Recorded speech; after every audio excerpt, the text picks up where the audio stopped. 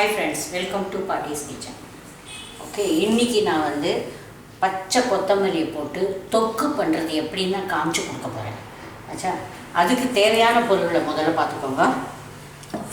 கொஞ்சம் கடுகு, அப்புறம் வந்து கொஞ்சம் உளுத்தம்பருப்பு, கடலைப்பருப்பு, கொஞ்சம் புளி, மிளகா, உப்பு, பெருங்காயம், பச்சை கொத்தமல்லியை நல்லா கழுவிட்டு நல்லா பூச்சி கீச்சி இல்லாமல் நல்லா சின்ன சின்னதாக, ஏன்னா மிக்சியில் சிக்கி கும்பத்தில் அதனால சின்ன சின்னதாக நறுக்கி வச்சுக்கோங்க.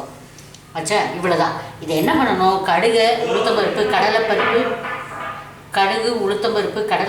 புளி இது எல்லாத்தையும் போட்டு வறுத்துடுங்க, செவக்க வறுத்துடுங்க.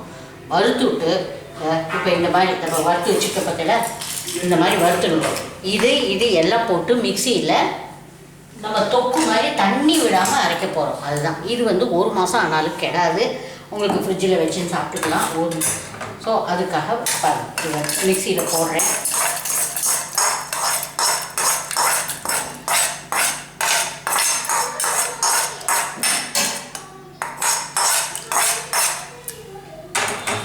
மிக்சியில் போட்டுட்டேன், பார்த்துக்கோங்க.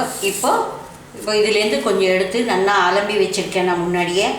அதை போடணும். போட்டுட்டு கொஞ்சம் உப்பு போட்டுக்கோங்க.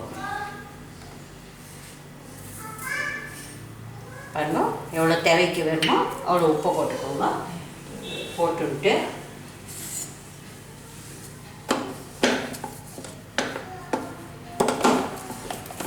பச்சை கொத்தமல்லி உடம்புக்கு ரொம்ப நல்லது. அதை நல்லா க்ளீன் பண்ணி கொண்டு வரதுல தான் இருக்கும்.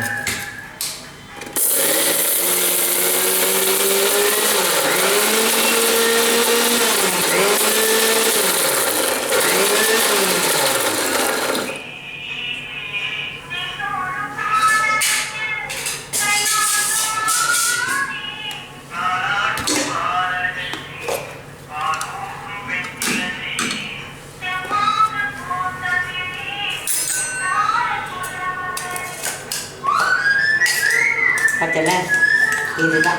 இப்படி அரையும் குறையுமாக பண்ணிக்கோங்க. இந்த மிளகாயில் பார்த்தல, இதுதான். இப்படி பண்ணிட்டேன்னா 1-2 அரைஞ்ச மாதிரி இருக்கும். உங்களுக்கு தொகையில் ரொம்ப நல்லா இருக்கும். தண்ணி ஊற்றலை, நம்ம எதுவுமே பண்ணலை. அதோட கொத்தமல்லியோட தண்ணி தான். இது 1 மாதம் ஆனாலும் ஒன்றாகாது. தோசைக்கு, இட்லிக்கு எல்லாத்துக்கும் நல்லாயிருக்கும். சாதத்தில் நல்லெண்ணெய் ஊற்றி பசஞ்சு சாப்பிடலாம். எல்லாத்துக்கும் குழந்தைன்னு விரும்பி சாப்பிடலாம். வேணுங்கிறவா ஒரு துக்கடை போட்டு வெல்லம் போட்டு கூட பண்ணலாம்.